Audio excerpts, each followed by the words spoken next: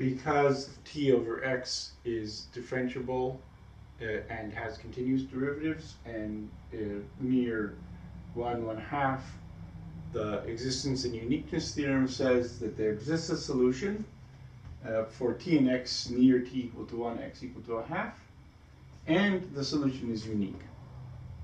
We're going to compare this solution here to another solution. Let's check that x2 of t equal to t is a solution. Well, x prime is 1, and t over t is 1, so the equation is satisfied. And of course, that solution has the initial condition x2 equal to 1 when t is equal to 1. And so the value of this solution at t equal to 1 is higher than the value of this solution at t equal to 1. We're continuing with x prime equal to t over x. x1 is the solution with x1 at 1 equal to 1/2. x2 is the solution x2 of t equal to t. We noticed before that x1 at 1, which is 1/2, is less than x2 at 1, which is 1. And so this inequality continues as long as both the solutions exist, because the solutions are unique. So they cannot have, at any given time, they can't satisfy the same condition. Now let's look at x1. X prime is equal to t over x.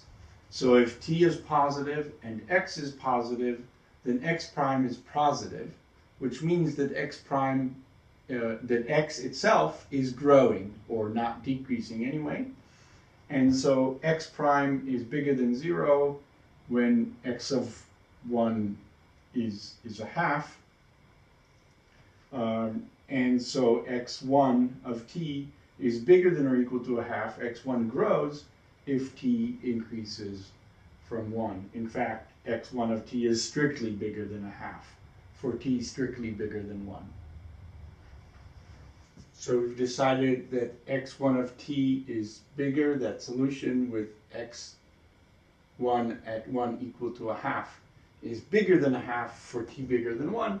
Of course, then this right-hand side continues to be differentiable in both t and x, and the derivative with respect to x is differentiable, is continuous itself. And so the existence and uniqueness theorem implies that x1 is in fact defined for all t bigger than or equal to 1. And it's unique in that domain. And so x1 of t is bigger than 1/2 and less than, I wrote 1, but it's t. Less than t for t bigger than 1. Because, right, remember x2 of t is t, and x1 of t is less than x2 of t for t bigger than 1. In part D of 2.46, we are actually solving this equation. So let's separate variables, anti-differentiate both sides.